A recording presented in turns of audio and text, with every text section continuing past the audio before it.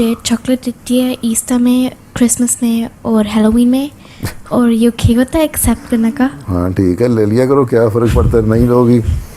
Halloween में तो आके तुमसे लेके जाते हैं, तुम्हें देती कहाँ है? हैं, वो लेके जाते हैं ना, तुम्हें दरवाज़ा नॉक करते हैं तो लेके जाते हैं, तुम्हारे से कहते हैं दो निकालो, है ना। तो छोटे से नहीं तो वो मारेंगे तुम्हें, है ना। उनसे लड़ाई को रोकने के लिए ज़रूरी है थोड़े से चॉकलेट रख लिया करो जेब में, जब वो आएँ तो डाल के मुट्ठी भर के उनको दे दिए, ठीक है, कोई हर्ज नहीं है।